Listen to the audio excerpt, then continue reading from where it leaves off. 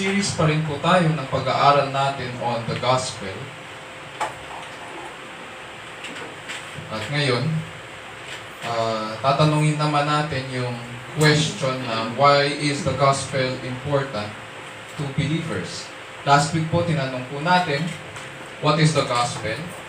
And we attempted na tignan ang definition ni Apostol Pablo sa Romans chapter 1 kung ano ang gospel. At sinabi niya that this is the power of God unto salvation for everyone who believes. Ngayon, ang pag-aaralan naman natin ay ang kahalagahan nito sa buhay ng mga mananampalataya kay Kristo. Bago tayo magpatuloy, hayaan niyo naman pong basahin ko po ang ating passage, this time naman po sa Tagalog. At ganito po ang sinasabi, Romans 1:16 to 32. Hindi ko ikinahihiya ang mabuting balita tungkol kay Kristo sapagkat ito ang kapangyarihan ng Diyos sa ikaliligtas ng bawat nananampalataya. Unay sa mga Hudyo at gayon din sa mga Griego. Inihahayag nito na ang pagpapawalang sala ng Diyos sa mga tao ay nagsisimula sa pananampalataya at nagiging ganap sa pamamagitan ng pananampalataya. Ayon sa nasusulat, ang pinawalang sala sa pamamagitan ng pananampalataya ay mabubuhay.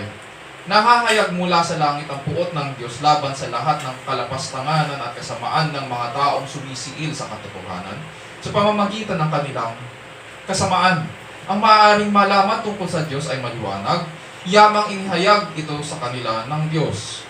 Mula pa ng likhain niya ang sanlibutan, ang kalikasang di nakikita, ang kanyang walang hanggang kapangyarihan, at pagka-Diyos ay maliwanag na inihahayag ng mga bagay na ginawa niya. Kaya't wala na silang maidadahilan. Kahit nakilala na nila ang Diyos, siya ay hindi nila pinararangalan bilang Diyos na pinasasalamatan man, o ni pinasasalamatan man. Sa halip, naghaka-haka sila ng mga bagay na walang kabuluhan at nadimlan ang kanilang mga hangal na pag-iisip. Sila'y nagmamarunong ngunit lumitaw na hangal nang talikdan nila ang kadakilaan ng Diyos na walang kamatayan at sambahin ang mga larawan ng taong may kamatayan, ng mga ibon, ng mga hayop na may apat na paa at ng mga nilalang na nagsisigapang. Kaya hinayaan na sila ng Diyos sa kanilang maruruming pita hanggang sa magumon sila sa paggawa ng kahalayan sa isa't isa. Pinaligdan nila ang katotohanan tungkol sa Diyos at pinalitan ng kasinungalingan. Sinamba nila at pinaglingkuran ang nilalang sa halip na ang lumalang na sila na siyang dapat papurihan magpakailanman. Amen. Dahil dito hinayaan sila ng Diyos sa mahalay na pita. Ayaw nang makipagtalik ng mga babae sa mga lalaki sa kapwa babae na lamang sila nakikipag-ugnayan. Gayun din ang ginawa ng mga lalaki, ayaw nang makipagtalik sa mga babae, kundi sa kapwa lalaki na rin sila nahumaling. Ang ginagawa ng mga ito'y nakahihiya, kaya't hindi nila maiiwasan ang parusa sa kanilang lisyang gawain. Sapagkat ayaw nilang kumilala sa Diyos, hinayaan sila ng Diyos sa kanilang masasamang pag-iisip at sa mga ditumpak na asal. Naging alipin sila ng lahat ng uri ng kasamaan, kabuktutan, kasakiman, masasamang isip, at napuno sila ng pagkainggit at masasamang hangarin na humaling sa pagpatay, pagtatalo at pagdaraya. Sila'y masisitsit, mapanirang puri, napupuot sa Diyos, walang pakundangan, mapagmataas, mayayabang, mapagkatha ng kasamaan, mga suwail sa magulang, mga hangal, mga taksil, mga walang puso, at di marunong lumingap sa kapwa. Nalalaman nila ang utos ng Diyos na dapat mamatay ang mga gumagawa nito. Gayunman, patuloy sila sa paggawa nito at natutuwa pang makita na ang iba'y gumagawa ng gayon. Ito po ang salita ng Panginoon, purihin ang Diyos.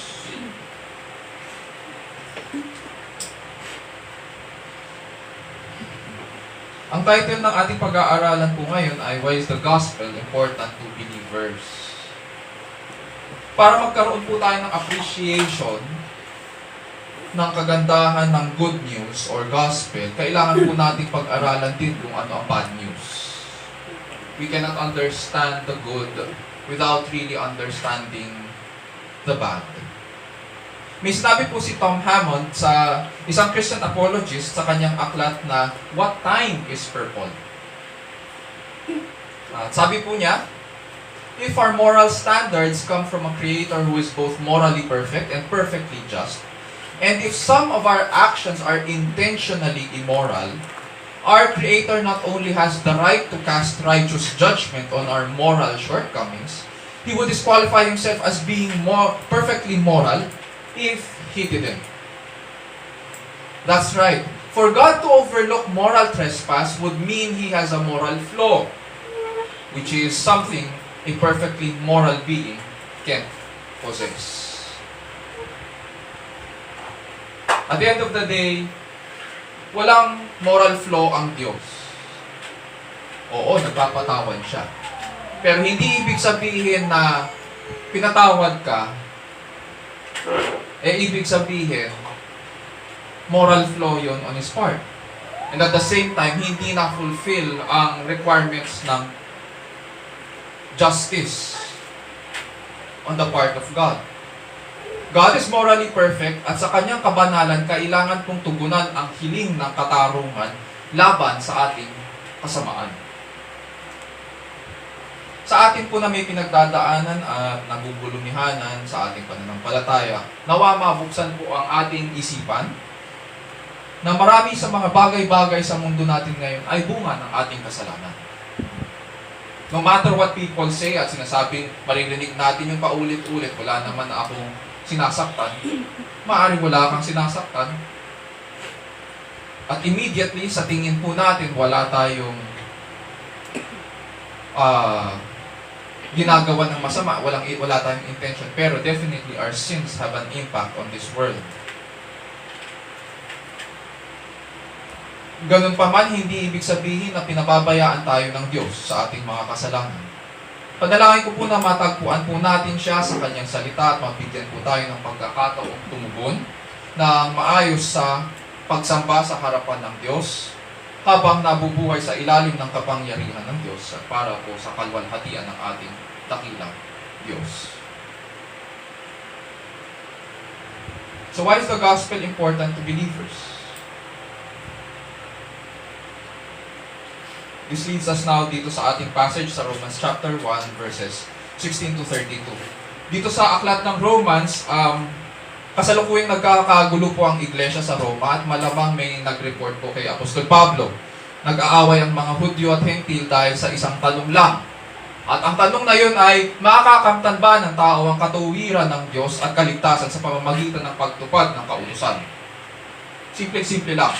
Sa panahon natin ngayon at sa kultura natin, mabilis na sasagutin natin ito na oo. Pero makikita po natin sa passage na kung ano ang sagot ng scriptures. Paul is a Pharisee. Aral po siya. Alam niya ang Old Testament at alam po niya kung ano ang sinasabi ng scriptures. Alam niya kung ano ang good news coming from the Old Testament. At kung sasagutin natin ang oo ang tanong, hindi po yun good news. Ang sasagutin sa atin ni Pablo, hindi po natin makakamtan ang katuwiran ng Diyos at kaligtasan sa pamamagitan ng pagtupad natin ng kautusan. Sapagkat sa kautusan, walang sino man ang naliligtas. Lahat po tayo sinira natin ng kautusan. And therefore, walang sino man ang maliligtas doon. By this time, nung sumusulat si Pablo, hindi pa po siya nakapunta sa Roma. Although meron ng church doon, scholars say na yung church nandun or yung community of believers na nandun po, may nagdala po, from Christ's resurrection, may nagdala po ng magandang balita sa Rome. Pero hindi pa po sila nakakatanggap ng apostolic instruction. Hence, sumulat si Pablo sa mga believers in Rome. At ngayon, sinasagot ni Pablo ang katanungan. Verse 16, For I am not ashamed of the gospel, for it is the power of God for salvation to everyone who believes, to the Jew first and to the Greek. For in it the righteousness of God is revealed from faith to faith, as it is written, but the righteous man shall live by faith. At this point, dahil mayroong problema yung church, at mayroong katanungan, kaya nga nagkakagatan ang mga Hudyo at Hentil na mananampalataya, it all boils down sa understanding nila ng Ebanghelyo. It is a gospel problem. At dito pinapakita niya ngayon at tinuturo niya sila doon sa dahilan kung bakit kayo sumasampalataya. At ito ang dahilan kung bakit tayo naging church. Ito ang dahilan kung bakit tayo sumusunod kay Kristo. He now points them to the gospel. And in the gospel, we find that there is a living God. Itong kaligtasan na makikita sa Ebanghelyo, magandang balita, ay nagmula sa Diyos. Sabi ni Pablo dyan, I am not ashamed of the gospel, for it is the power of God unto salvation for everyone who believes. It is the power of God for salvation. It belongs to God. It is God's. And therefore, because God is saving His people, this God is not dead. At siyang nagkakaloob ng kaligtasan. Ito ay kapangyarihan ng Diyos sa ikaliligtas ng bawat sumasampalataya. May mga nagsasabi po, there is no God.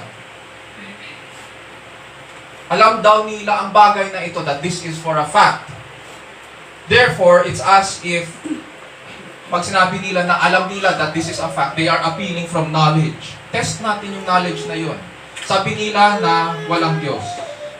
Yung iba naman sa atin, maaaring sinasabi na hindi natin binibigkas ito. Pero kung mamuhay tayo, parang walang Diyos. Wala tayong pakialam kung may Diyos o wala. Basta para sa atin, kung ano yung buhay na nandito ngayon, yun na yun. We may not be expressing this, pero we live like those who believe that there is no God. Pero, anong appeal natin? Anong basis natin? Sabi ng mga nag-e-express nito that there is no God, they are appealing that this is a fact. Tingnan natin, test natin. How do you know that this is a fact? Is it sustainable? For you to come to this conclusion, you should have searched all the knowledge of the universe. Dapat nasuri mo na at nakita mo na ang bawat sulok ng kalawakan.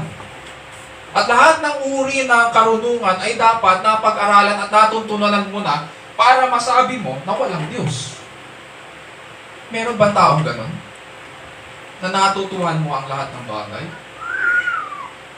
Ako hindi ko i-claim yun. Meron bang scientist na gano'n? May expert ba na gano'n? Para malaman mo ang lahat, dapat Diyos ka. Hindi tayo Diyos. Therefore, hindi natin alam ang lahat ng bagay para dumating tayo sa ganitong conclusion at para mamuhay tayo ng ganito.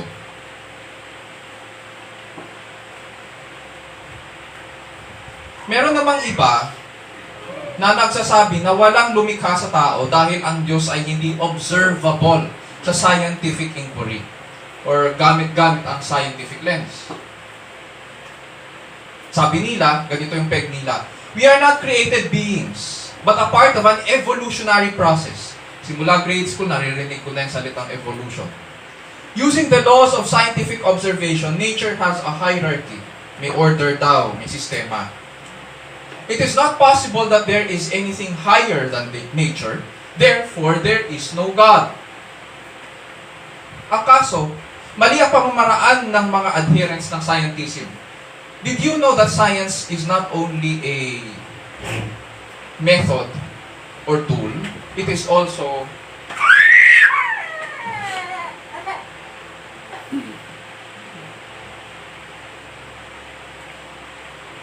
okay. Ang science ay hindi lamang instrument or tool, ito rin po ay kulto. Ang mga adherents ng mga ganito, yung sinasabi nila that it is an na walang tataas pa o hihigit pa sa nature, ang tawag po sa kanila ay mga adherents ng scientism.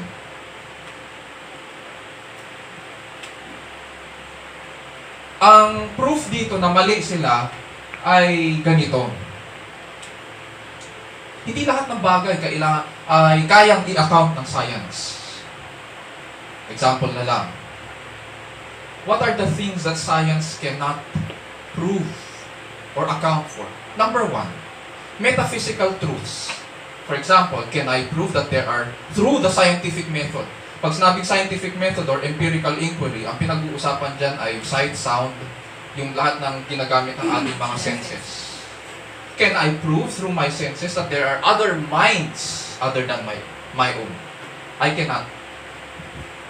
Metaphysical truth yun. Hindi ko kayang i-prove sa pamamagitan ng scientific inquiry that there are minds other than my own. I cannot. Pangalawa, ethical truths. Tulad ng pag-experiment at pagpatay ng mga Nazi sa mga Hudyo. Hindi mo pwedeng gamitin ang science para i-prove ang moral truth. Mali ang tool mo. Science cannot prove what is right and wrong in this world. Pangatlo, aesthetic judgments. Usong-uso yung salitang yan. Aesthetic ngayon. When the fact is, yung mga aesthetic judgments na yan, these are not proven by science. Kasi beauty cannot be accounted for. Sabi nga nila, subjective daw ang beauty, di ba? Beauty is in the eyes of the beholder. Hindi yan scientific. It is not objective. And there are things, pero it exists. Aesthetic judgments, ethical truths, metaphysical truths, all of this exists. Pero science cannot prove them. Ito yung pinakahuli na what science cannot prove. Evolution. Pastor, di ba yan yung pinagtuturo ng mga science teachers? That's correct. Tinuturo nila sa school, pero they cannot prove evolution. Ina-assume lang nila na meron. Ina-assume ng scientific community. Pero wala pong proof in all of nature that life developed or life jumped from one species to another. For example, ang tinuturo ng evolution ay one-celled organism naging, sabihin natin, naging tadpole. From tadpole, naging isda. From isda, naging, sabihin natin, naging butike. Yung butike, naging mammal. Yung mammal, naging tao. Walang ganon. There is no such thing in all of nature na ganon. Kahit tignan mo ang bawat species, walang tumatalon. Ang tao magiging gagamba o ang unggoy magiging tao. Sino sa atin dito ang papayag na tawagin tayong unggoy? Diba kapag tinawag tayong unggoy, galit pa nga tayo eh. Diba? Wala. Pero sa scientific community, kiniklaim nila ito, ina-assume nila. Ano ba ang science in the first place? Ni-research ko sa Science Council. Ang sabi po ng Science Council, ito daw ang definition ng science. Science is the pursuit and application of knowledge and understanding of the natural and social world, following a systematic methodology based on evidence. Science is defined as the search for knowledge in the natural and social world. Kung layon pala ng agham na alamin ang katotohanan sa sangkalikasan, bakit mo ngayon ginagamit ang science para patunayan ang sinasabi mong non-existence ng Diyos? Hanggang natural world lang pala ang kaya niyan. It is wrong. Mali. And yet maraming nagsasabi na there is no God gamit daw ang scientific inquiry. Lumalabag ka na sa sarili mong definition ng community niyo. Hindi ganun ang pagkakagamit sa science. And therefore, pag ganyan ang ginawa mo sa science, hindi yan tunay na science sapagkat lumilihis ka na sa tunay na purpose ng science. Sa Bible, may pinapakita sa atin kung ano po ang tunay na science. Ganito po ang resulta ng tunay na science sa Bible. Buksan po natin sa Awit 19 or Psalm 19.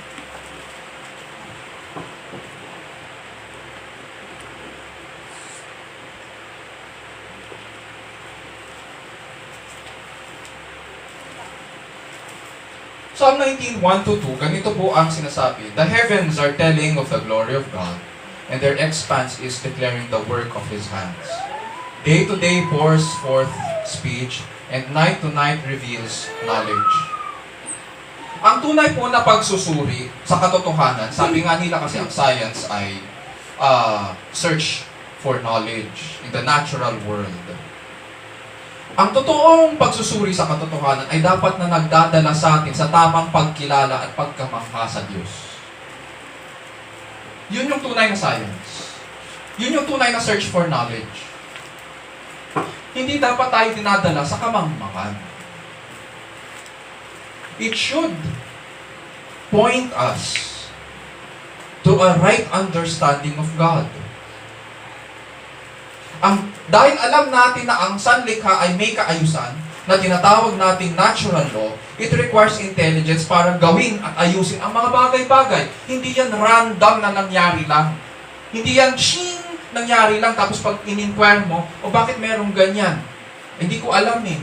O so anong meaning yan? Hindi ko rin alam. So anong meaning ng buhay ng tao? Hindi ko rin alam. Therefore, walang meaning ang buhay ng tao. Kung walang meaning ang buhay ng tao, therefore we are creatures that are most miserable. Our life here on earth and our death is meaningless. Ang sasabihin ng iba, you define your meaning. Mas lalong miserable yun.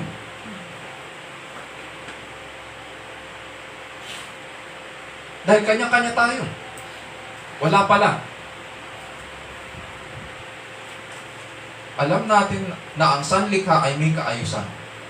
Every design has a designer. There is always a designer. At yung design requires intelligence. Itong designer na ito ay Diyos. Ganyan ang tunay na science. It tells us that God is. It leads us to God na siya ang lumikha ng lahat ng bagay sa creation in 6 days. At ang lahat ng bagay ay naghahayag ng kanyang kagandahan at kalwalhatian. So why is the gospel important to us? Because pinapakilala sa atin ng ebanghelyo kung sino ang Diyos. Yun yung first principle dito. Pinapakilala sa atin ng ebanghelyo kung sino ang Diyos. Punta tayo sa verses 17 to 20. Ganito naman po ang sinasabi. For in it the righteousness of God is revealed from faith to faith, as it is written, but the righteous man shall live by faith. For the wrath of God is revealed from heaven against all ungodliness and unrighteousness of men, who suppress the truth in unrighteousness. Because that which is known about God is evident within them, for God made it evident to them. For since the creation of the world, His invisible attributes, His eternal power and divine nature, have been clearly seen, being understood through what has been made, so that they are without excuse. Dito pinapaliwanag naman ni Pablo ang requirement ng Diyos sa tao. Sa verses 17 to 20, in answering the question bakit mahalaga ang ebanghelyo sa atin, pangalawa, kailangan po natin malaman na nagsasakdal ang Diyos ng katwiran mula sa tao. He requires righteousness from man. Nagsasakdal ang Diyos ng katwiran mula sa tao. Sabi ni Apostol Pablo dito sa verses 17 to 20, sa verse 17, but the righteous man shall live by faith. Hango po ito sa Habakkuk 2:4 sa Old Testament. Sa original language, ang salitang righteousness po ay hindi lamang justice or katarungan. Ito rin ay katuwiran. Ang pagiging matuwid sa lahat ng bagay. May pamantayan, nami-meet mo yung pamantayan. Yun ang ibig sabihin. Pag sabi natin kasi justice, it is a matter of being right or doing right sa ating kapwa. Pero pag sinabing righteousness, merong pamantayan at nami-meet yung pamantayan na yun. Yung requirement. Hence, God is a God of justice and righteousness. Where did God now reveal His righteousness? Sabi niya dito sa ating passage, sapagkat dito, in it. Itong it na ito ay ang gospel. In the gospel, the righteousness of God is revealed. Dito, in the gospel, ang katwiran ng Diyos po ay pinahayag. Kailangan po nating tandaan na ang ebanghelyo ay hindi lamang nasa New Testament. Mula pa sa lumang tipan, pinahayag na ito ng Diyos sa kanyang bayan. Noon pa man, ang kanyang requirement na sa tao ay katarungan at katuwiran. At paulit-ulit niya itong sinasabi sa Israel. The gospel in both the Old and the New Testament reveals the righteousness of God. At paano niya ito pinahayag? Itong justice and righteousness. Verse 19, sabi po ni Pablo, that which is known about God is evident within them, for God made it evident to them. Ibig sabihin, hayag ito sa atin. It is evident within us because God made man in His own image and likeness. Kaya alam natin at meron tayong awareness kung ano ang tama at mali ay dahil kahit na minsan sinisiil pa natin yung conscience natin. Diba? Ganun ang ginagawa natin. Natitempt tayo at imbis na sumunod parang ano mo yun sa cartoons minsan may demonyo dito na bumubulong, merong angels naman sa kanan na bumubulong din. Nag-aaway sila at minsan natatalo daw yung angel. Pero hindi totoo yung ganon. Conscience lang dapat. Ang conscience, ang ginagawa po natin sa conscience natin o sa, ano tawag doon? Anong conscience Tagalog? Meron pang isa. Yung iba, yung nasa isip ko, diwa eh. Meron pang isa eh. Budhi. Ang ginagawa natin sa budhi, binigay sa atin yun ng Diyos para malaman natin kung ano ang tama at mali. Pero ang ginagawa natin, sinisiil natin yung katotohanan na nandoon. Magsasabi ang budhi natin na tama, pero ang ginagawa natin, kabaligtaran. Hindi totoo na merong demonyo at saka may angel na bumubulong. Budhi natin yun. Alam natin kung ano ang tama at mali, pero ang ginagawa pa rin natin ay yung mali. Bakit alam natin kung ano yung tama?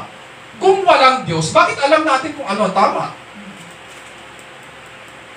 Because God made it evident within them. God made us in His image and likeness. Sabi nga sa Ecclesiastes 7:29, sabi ng writer, behold, I have found only this, that God made men upright, but they have sought out many devices. Man was created with a knowledge of right. Alam natin kung ano yung dapat na gawing tama. Because God created us in His image and likeness. Hindi lang yan. Pag binasa natin ang Genesis chapters 1 and 2, sinabi pa ng Diyos kay Adan, di ba? Huwag mong kakainin yan. Huwag ka kakain dyan. Kundi mamamatay ka. So alam ni Adan kung anong tama. Yun yung sinasabi dito ni Pablo. That God made it evident within them. He made us in His image and likeness because He made it evident to them. Sinabi pa niya kung ano yung dapat na gawin at hindi dapat gawin. Ano pa? Pangalawa, may sinasabi pa sa verse 20 kung ano ang pinahayag ng Diyos. For since the creation of the world, His invisible attributes, His eternal power and divine nature have been clearly seen, being understood through what has been made. In other words, in God's wisdom, pinalibutan niya ngayon tayo ng kagandahan at kaayusan. Nilikha niya ang lahat ng bagay. Lahat ng bagay ay mabubuti para sa atin. Upang ipakilala sa atin na siya ang manlilikha. Hindi lang sa budhi natin, hindi lang sa pamamagitan ng utos o salita, pati rin yung sa paligid natin. Pinakilala niya ang kanyang sarili. Pinakita niya sa atin ang kanyang kagandahan at kalwalhatian sa pamamagitan ng nature, everything that surrounds us. So that when Paul says dito sa verse 20, so that man is without excuse, seryoso po siya. Seryoso ang scriptures pag sinabi we are without excuse. Why? Imagine, nilagay na sa atin ng Diyos ang kanyang larawan at wangis. Sinabi pa niya sa atin kung ano ang kanyang kinalulutan. At pinakita niya sa atin, pinalibutan niya tayo ng lahat ng mabubuting bagay. Para pasalamatan natin siya, para sumunod tayo sa kanya, para i-appreciate natin siya. Meron pa bang pagkukulang ang Diyos? Kaya may karapatan siyang singilin tayo at magpataw ng pananagutan sa atin. Wala tayong maaaring idahilan sa kanyang harapan. Ano po ang naging tugon natin sa kabutihan ng Diyos? Ano ang naging tugon natin sa kanyang kapahayagan? Verses 21 to 27. Pangatlo, ito yung third point natin kung bakit mahalaga ang Ebanghelyo. Sapagkat sa Ebanghelyo, makikita natin na pinili nating lapastanganin ang hari.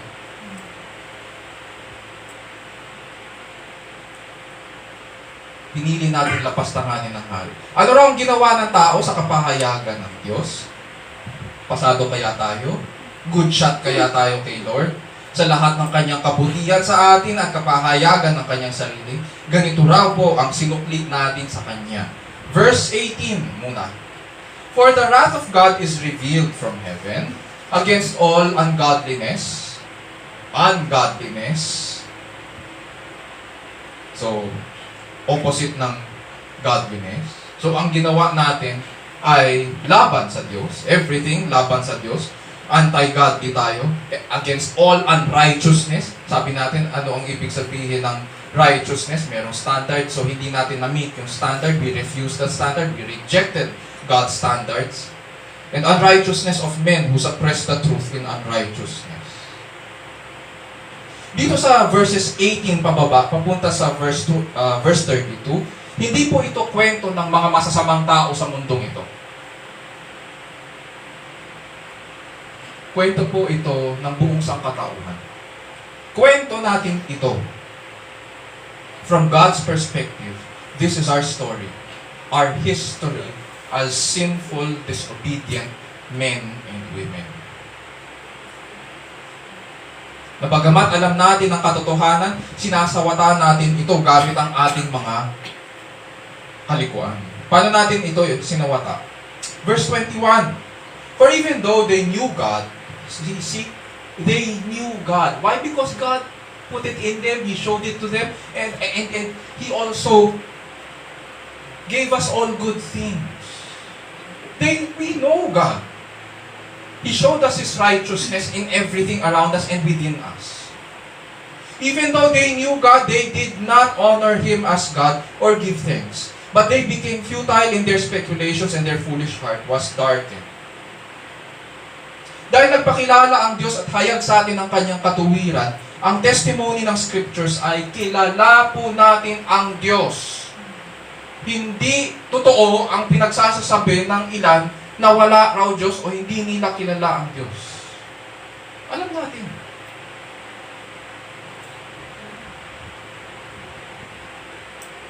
Pinakita niya ang kanyang kabutihan at pangangalaga sa buong sangkatauhan. Imbis na parangalan natin siya, hindi man lang natin siya pinasalamatan. Imbis na punuin natin ang ating isipan ng mga bagay na makadiyos, pinili natin maging hangal at nadimlan ang ating mga pag-iisip. Ilagay natin ngayon sa sitwasyon natin ngayon bilang mga tao para maintindihan natin ang sinasabi dito ng Scriptures. Let's suppose na ginawan natin o pinakitaan natin ng kabutihan ng ating kapwa. Gumawa tayo ng mabuti sa ating kaibigan o sa ating mahal sa buhay. At sa mahabang panahon, tumulong tayo. Hindi tayo humingi ng kapalit. Ginawa natin yun dahil kaibigan tayo at alam natin na nangangailangan siya. So sa mahabang panahon, ginawa natin yun. Kinikilala natin na nangangailangan siya sa oras at panahon na yun. Tapos, nang kaya na niyang tumayo, hindi man lamang nagpasalamat o lumingon itong taong itong tinulungan natin. Ano po ang tawag sa kanya?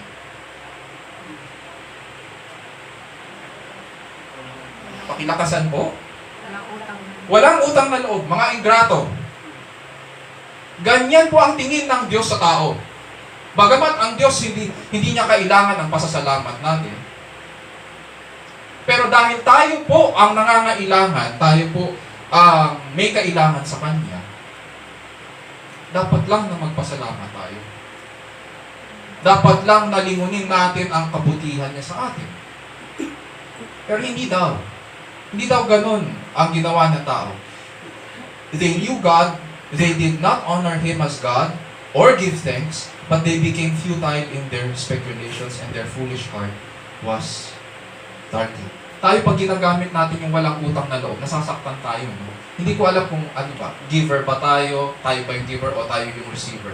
Ngayon maraming mga usap-usapin sa mga millennials, dapat pa bang gamitin ang salitang utang na loob? Oh, kultura natin yun, tayo lang ang merong ganun eh. Bakit hindi?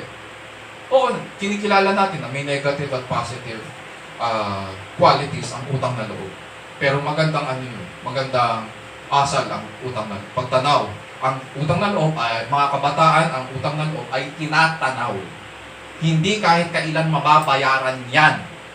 At magandang asal yung meron kang pagtanaw ng utang na loob sa tumulong sa'yo. Kahit na sabihin mo pa, hindi ko naman hiningi yung tulong niya kahit na darating ang araw na mangangailangan ka ulit. Ano sasabihin mo? Gagamitin mo yung ganong klaseng isipan. Sasabihin mo, hindi ko naman kailangan yung tulong niya. Ganon, magyayabang tayo. Nung nangangailangan tayo, wala bang tumulong? Ganon ang tingin ng Diyos sa tao. Ginawa niya tayo sa kanyang larawan at wangis.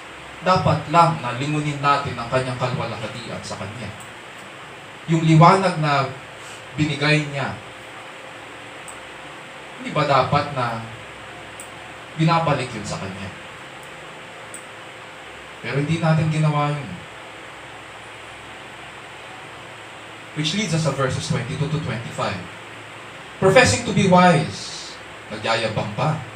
They became fools and exchanged the glory of the incorruptible God for an image in the form of corruptible man and of birds and four-footed animals, crawling and crawling creatures. Therefore God gave them over in the lusts of their hearts to impurity, so that their bodies would be dishonored among them. For they exchanged the truth of God for a lie and worshipped and served the creature rather than the Creator who is blessed forever. Amen. Parang may doxology pa dito si Pablo habang ramdam natin na nanggagalaiti siya dahil pag nililingon niya yung kasaysayan natin sa karumihan. Tapos pag-uusapan ang Diyos, sabi niya, we serve the creature rather than the Creator who is blessed forever. Amen. Meron pa siyang doxology doon. Sinasabi po natin na kilala natin ang Diyos. Pero ano pong ginawa natin? Ang ginawa ng tao, hinalikdan natin ang kadakilaan ng Diyos upang sambahin ang alin? Ang larawan ng tao, ang mga ibon, ang mga hayop na may apat na paa, yung mga gumagapang at mga nilalang na nasa lupa. Ganun ang ginawa natin. Imbis na tumingala tayo sa kalangitan at sambahin ng Diyos sa kaitaas-taasan. Anong ginawa natin? Tumingin tayo dito sa lupa. At yun yung ating sinamba. Doon tayo nagpatira pa. Napakababa ng tao.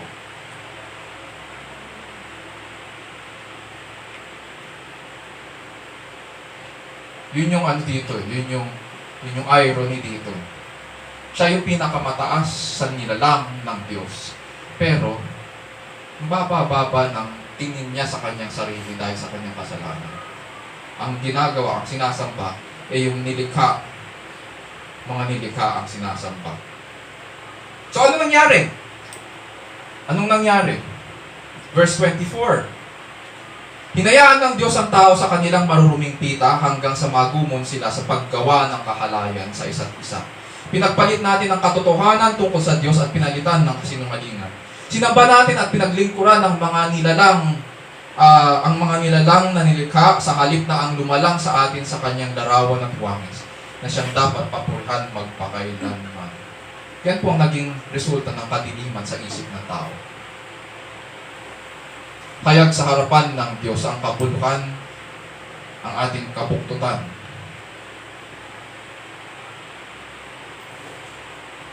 Punta tayo sa verses 26 to 27. Hindi pa tapos ang kasaysayan ng tao.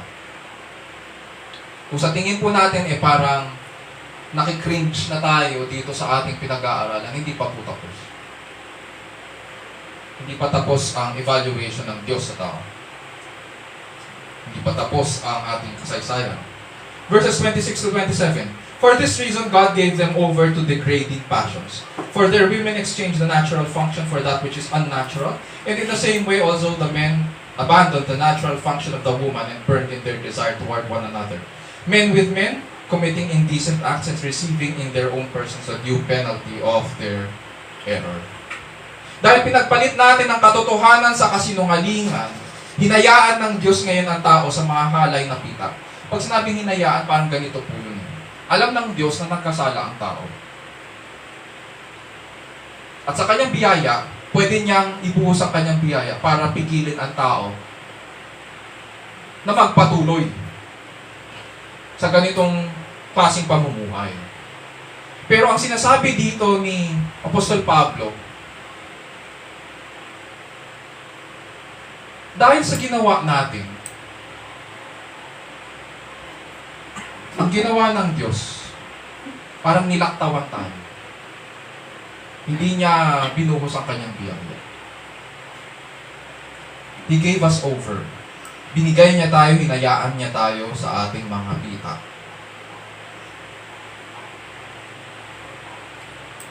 Ano ang naging larawan nito sa buhay ng tao? Anong naging larawan nito sa ating buhay? Verse 26. Sinasabi dyan, dahil dito hinayaan sila ng Diyos sa mga halay na pita, ayaw nang makipagtalik ng mga babae sa mga lalaki, sa kapwa babae na lamang sila nakikipag-ugnayan. Ayaw makipagtalik ng mga babae sa mga lalaki, sa kapwa babae na lamang sila nakikipag-ugnayan, babae sa babae. Sa verse 27, gayon din ang ginawa ng mga lalaki, ayaw makipagtalik sa mga babae, kundi sa kapwa lalaki na rin sila nahuhumaling. Sounds familiar?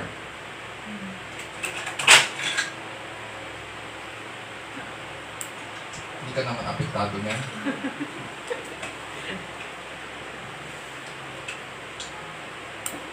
Hanggang sa panahon po natin, kita natin yung effects ng kasalanan natin. Kung gaano kalalim ito. Tayo iniisip natin, kasi meron tayong mga kamag-anak na ganito, kesyo-kesyo, may kaibigan tayong mga ganito. At the end of the day, ano ba ang assessment ng Diyos? Ganito sa practice ng tao. Kita natin ang effects ng kasalanan sa panahon natin. Pinalalabas nila na yung mga adherents nito, pinalalabas nila na yung development in gender and sex studies ay breakthrough daw. At dahil breakthrough ito, dapat daw i-celebrate.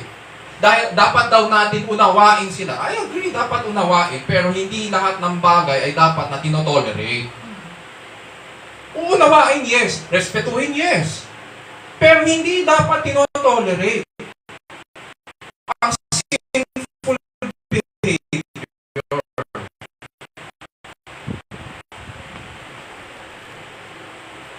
Sinilay nila, sa pamamagitan nito, maipapakita namin ang pagtanggap sa tunay na identity at sexual preferences namin. Sabi nila. Pero sa harapan po ng Diyos, ito po ba ang tunay na identity ng tao? Bakit mo ini-equate ang identity mo sa bagay na yan? Bakit mo nilalagay dyan ang sexual preferences mo? At dapat ba itong pinagdidiwang sa harapan ng Diyos? Sabi sa scriptures, dito sa verse 27, ang ginagawa ng mga ito ay nakahihiya, kaya't hindi nila maiiwasan ang parusa sa kanilang lisyang gawain. So tayo mga Kristiyano, alam natin, may mga kaibigan tayong ganito, may mga mahal tayo sa buhay na ganito. Paano po natin tatanggapin ito bilang tunay na identity kung kahiya-hiya pala ito sa harapan ng Diyos? Hindi ko sinasabi na dapat natin sabihin sa mukha nila, nahiya harapan ng Diyos ang gagawa nyo. Hindi ko sinasabing ganun. Pero it is for our wisdom that the scriptures reveal to us na ganito ang judgment ng Diyos. Ang next question is, paano tayo mag-minister sa kanila? Patungo sa katotohanan. Dapat po bang ipagdiwang ang isang bagay na kahiya-hiya sa harapan ng Diyos? Yamang ito ang parusa ng Diyos sa pagtalikod nila sa katotohanan. At dahil tumalikod ang tao sa katotohanan at namuhay sa kasinungalingan, ano po ang tawag sa kanila? Masakit man. Ano po ang tawag sa isang taong tumalikod sa kasalanan? O ayaw magsabi ng totoo. Anong tawag sa taong ayaw magsabi ng totoo? Sinungaling! Sinungaling! Masakit! Pero yun ang assessment ng Diyos. God created us in His image and likeness. Sinasabi natin na ganito ang argument ngayon sa panahon natin. Gusto natin maging masaya. Wala namang problema sa kasiyahan eh. Basta alam natin kung yan ba ay tunay na kasiyahan o nakaugat ba yan sa kasinungalingan. Dalawa lang naman yan eh. There are two kinds of happiness in this world.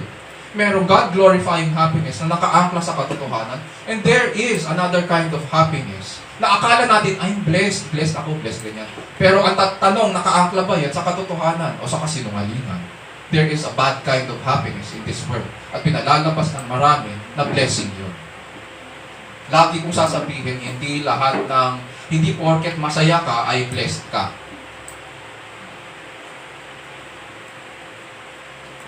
Happiness is a feeling. Pero may responsibilidad tayong alamin kung saan tayo naninindigan.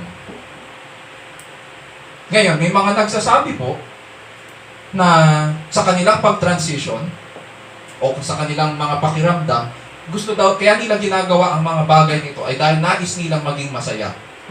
Ito po ang hamon ngayon. Paano ka magkakaroon ng tunay na happiness and fulfillment kung lihis ka sa purpose ng Diyos kung bakit ka nilikha? Babalik tayo doon sa original intention ng Diyos. Nilikha tayo ng Diyos sa kanyang larawan at wangis so that we may enjoy God and glorify Him forever. Simple-simple. Yun ang purpose kung bakit niya tayo nilikha. Pero kung maghahanap ka ngayon ng kasiyahan sa mundong ito, saan mo yan hinahanap? Hinahanap mo ba yan doon sa purpose na binigay sa iyo ng Diyos and which He placed in your very person? Or sa iba mo ba yan hinahanap? Marami sa atin ngayon kung saan yan hinahanap. Sabi nila, dahil daw sa pamamagitan nito, maipapakita nila ang pagtanggap sa tunay na kanilang identity. Tunay na identity nila. At sexual preferences. Ganito po ba ang tunay na identity ng tao? Sabi sa verse 27, ang ginagawa ng mga ito ay nakahihiya kaya't hindi nila maiiwasan ang parusa sa kanilang lisyang gawain. Paano po natin tatanggapin ito bilang tunay na identity kung kahiya-hiya pala ito sa harapan ng Diyos? Dahil tumalikod ang tao sa kanilang mga sa katotohanan. At kung sumama tayo sa pagdiwang nila, anong sinasabi natin? Ang hirap yung mga tanong. Dahil tumalikod sila sa katotohanan, at kung makipagdiwang tayo sa kanila, anong sinasabi natin? Na okay lang sa Diyos na makipagdiwang? Na okay lang sa Diyos na mamuhay sila sa kasinungalingan? Tayo, ang testimony natin sa Panginoon, we are supposed to represent Christ. Anong sinasabi natin? Na okay lang kay Kristo yung ganyang bagay? O pinapasinungalingan natin lahat ngayon ang sinasabi ni Kristo? Pinalalagana pa nila, love is love and love knows no bounds. Diba? Love is love and love knows no bounds. Male to male, female to female, or any romantic or sexual relationship with another na gusto natin i-define para maging masaya tayo. Sa makatuwid, ang lumalabas ngayon, ayaw natin yung happiness na pinagkakaloob ng Diyos. Ayaw natin yung pag-ibig na pinagkakaloob ng Diyos. Gusto natin yung sarili nating definition ng love. Gusto natin yung sarili nating definition ng happiness. Kailangan nating matandaan na ang love ay attribute ng Diyos. Bago pa man tayo lalangin ng Diyos, pag-ibig na ang Diyos. The Father loves the Son. The Son loves the Father and the Spirit. All of them existed in eternity past. May love na. Hindi tayo ang nagde-define ng love. So, hindi pwede ang love is love or love knows no bounds. It has bounds. May definition ang love. At hindi tayo ang nagde-define nun. Kung ano ang standard na binigay ng Diyos, yun dapat ang sinusunod natin. Yun nga lang, dahil sa agenda ng mga LGBTQ at saka transgenderism, nawawala yung tunay na definition ng happiness, nawawala yung tunay na definition ng love. So how can you now be God-glorifying as a Christian kung sinasamahan mo sila sa paglihis sa purpose ng at definition na binigay ng Diyos? Hindi ko sinasabi rin na bastusin sila. Pero kailangan manindigan tayo at some point. Kailangan magsabi tayo ng totoo at some point. Ang dami ko nang napakinggan ng mga speakers na nagsasabi ng totoo. And these are truths, pero hindi nakakabastos. And I think we need to search those as well. And to learn those as well. How to be able to speak to them the gospel, the truth. Sapagkat at the end of the day, ang true happiness and fulfillment can only be found in a life aligned with God's purpose. There can be no happiness without purpose. Ang purpose na sinasabi ko dito, yung bakit tayo nilalang ng Diyos sa kanyang larawan at wangis. Punta tayo sa verses 28 to 32. And just as they did not see fit to acknowledge God any longer, God gave them over to a depraved mind to do those things which are not proper, being filled with all unrighteousness, wickedness, greed, evil, full of envy, murder, strife, deceit, malice. They are gossips, slanderers, haters of God, insolent, arrogant, boastful, inventors of evil, disobedient to parents, without understanding, untrustworthy, unloving, unmerciful, and although they know the ordinance of God, that those who practice such things are worthy of death, they not only do the same but also give hearty approval to those who practice them. Dahil daw pinagpalit natin ang katotohanan sa kasinungalingan at ayaw natin kilalanin ng Diyos, hinayaan ng Diyos ang tao sa wicked patterns ng pag-iisip at pamumuhay. Kaya nga ang tao hindi niya kayang iligtas ang kanyang sarili mula sa kasalanan. Paulit-ulit lang siya dyan na malulugmok. Sa verse 29 to 31, naging alipin ang tao sa lahat ng uri ng kasamaan, kabuktutan, kasakiman, at nagbigay ng mahabang listahan si Pablo dito. At lahat itong listahang ito, mapapansin natin, nasa ilalim ng galit o puot ng Diyos. Lahat. Pati yung hindi pagsunod sa magulang. Pati yung pagsisinungaling, pagiging untrustworthy, pagiging unloving, pagiging unmerciful, or hindi marunong. Hindi marunong magmahal ng kapwa. Mapagmataas, mayabang, mapagkatha ng kasamaan, mga suwail, mga hangal, mga taksil, mga walang puso at di marunong lumingap sa kapwa. Verse 32, nalalaman nila ang utos ng Diyos na dapat mamatay ang mga gumagawa nito. Kasi sabi naman ng Diyos kay Adan, sa oras na kumain ka dyan, mamamatay ka. Ganon din dito.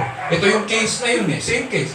Gayon man, alam natin na mamamatay tayo dahil dito sa ating mga kasalanan. Patuloy pa rin natin ginagawa ito at natutuwa pang makita na ang iba'y gumagawa ng gayon. So lalo nating binubuyo ang ating kapwa sa paggawa naman din ng kasalanan. Kaya kumakalat ang kasalanan sa mundong ito. Walang tigil, walang pagpipigil. Anong pakiramdam natin yun? Bigat ano? Pag pinamumukha sa ating ang scriptures, ang ating mga kasalanan, ang bigat. May mga iba naman na ganito ang peg. Kung may Diyos, dapat walang kasamaan sa mundo. Dapat hindi tayo naghihirap. If God exists, He can create a world that He wants. And if He is all good, He would want to create a world without evil and suffering. Mukhang may punto, ano? Diba? Perfect naman siya. Dapat ang world niya rin ay perfect. Wala dapat kasalanan. So parang ang sinasabi nitong ang dapat nasisihin sa ating kasalanan ay dapat Diyos. Yun yung sinasabi niya. But the world is not without evil. Meron at this present time. Therefore, ang sagot niya, because this world is not good, then therefore, there is no God. Ang tawag po dito sa argument na ito ay the problem of evil. At pinag-aaralan ko ito at ang tawag dito ay theodicy. Theodicy. Umaapila sila sa emotions ng tao habang nagtatago sa likod ng mga masasamang pangyayari dito sa mundong ito. Ganun ang ginagawa. Panangga nila yung mga so-called na happenings or facts in this world. Pero umaapila sila sa emotions natin. Ganito ngayon ang sasagot ko dyan. At malamang dapat na maging sagot din natin. Oo, totoo, God is good and He did create a world without evil. Pag tinignan natin ang Genesis 1 hanggang Genesis 2, makikita natin, pagkatapos ng creation ng bawat realm, anong sinasabi ng Diyos? Lalayo siya ng konti at sasabihin niya, it is good. Pagkatapos niya lalangin ng tao, it is very good.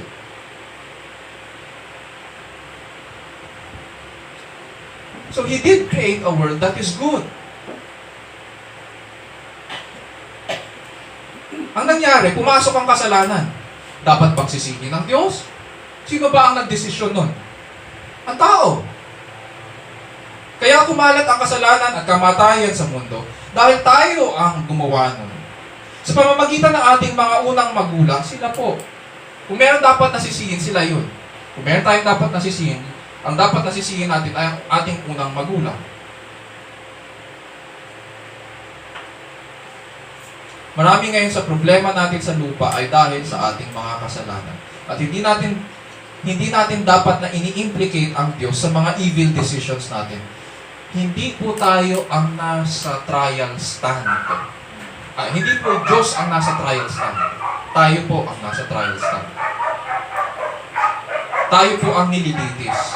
Ang Diyos po ang hukom, siya po ang banal at matuwid. Tayo po ang makasalanan, therefore tayo ang dapat nakatulan. Which leads us sa ating last point. Dito sa verses 18 to 19. Ang last point natin ay ito. In the Gospel, sa verse 16, pinakilala sa atin ng Ebanghelyo kung sino ang Diyos. Sa verses 17 to 20, nagsasakdal ang Diyos ng katuwiran mula sa tao. Yun yung requirement niya. Verses 21 to 32, pinili natin lapastanganin ang hari ng mga hari. At sa verses 18 to 19, dahil ang Diyos ay matuwid at kabanal-banalan, kailangang hatulan niya ang tao. Dahil siya'y matuwid. Sabi sa verses 18 to 19, for the wrath of God is revealed from heaven against all ungodliness, all unrighteousness of men who suppress the truth in unrighteousness. Sinisiil natin gamit yung ating mga kalikuan. Because that which is known about God is evident within them, for God made it evident to them. Madalas nating maririnig ito sa mga preachers. God loves the sinner and hates the sin. Totoo po ba to? Makikita natin sa ating passage that in relation to righteousness, God hates both the sin and the sinner. Hindi pwedeng in relation to righteousness, hindi pa natin pinag-uusapan yung iba't ibang nuances ng acts ng Diyos. Dito, makikita natin, hindi pwedeng hiwalayin ng Diyos na, ito kasalanan, ito ang sinner. Dahil mahal ko yung sinner, ang parurusahan ko lang ay sin. Sin is a principle.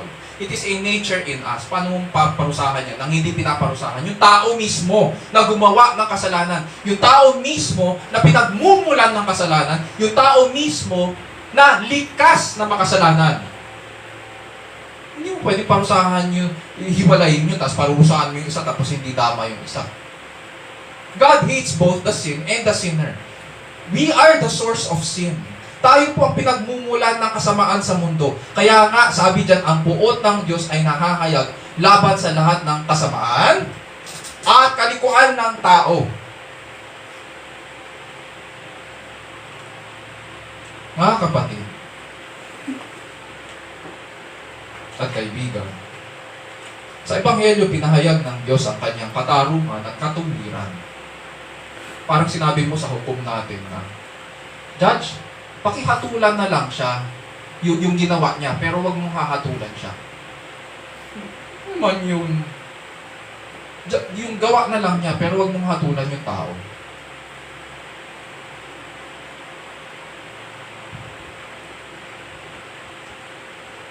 Walang ganun.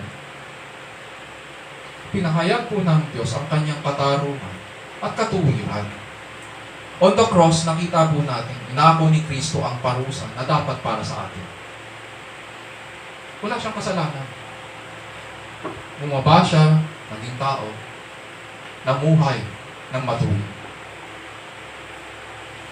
Ganun pa man, kaya siya bumaba sapagkat tinanggap niya sa kanyang sarili ang parusa na dapat para sa atin. Ganyan ang Ebanghelyo. Sa kanya siningil ng Ama ang hiling ng katarungan sa atin. At dahil nasatisfy ang katarungan ng Diyos, napawalang sala tayo. Siya lang ang tao na namuhay na walang kasalanan. Siya lang ang naging katanggap-tanggap sa harapan ng Diyos. Kaya nga siya tagapagligtas. Kaya nga siya ang tagapamagitan. Kaya nga siya ang Panginoon. Dahil sa Kanya, napawalang sala tayo. Dahil ang ating mga kasalanan ay ibinilang kay Kristo, bagamat hindi po siya nagkasala. Binilang naman sa atin ang Kanyang katuwiran upang hindi na tayo hatulan pa. Binuhos ng Ama ang lahat ng galit niya kay Kristo. Wala nang natira pa para sa atin. So take comfort. If this is the first time na narinig po natin ito, ang aking panalangin ay lumapit ka kay Kristo. And take comfort. Hindi lang, minsan iniisip natin, pinatawad ako ng Diyos. It's good, it's a blessing. Forgiveness is a blessing. Pero ang Diyos natin, alam niya ang kailangan natin, alam niya ang problema natin, at alam niya kung ano ang dapat na solusyon sa problema natin. Hindi natin kailangan ang pagpapatawad lang. In-extend niya yon. Hindi lang tayo basta nilinis sa ating mga kasalanan. Kay Kristo, ibinilang pa niya tayong matuwid sa harapan ng Diyos. Na ibig sabihin, ni-restore niya tayo. Mas higit pa tayo sa kondisyon ni Adan nung una. Dahil kay Kristo. Higit pa tayo kay Adan.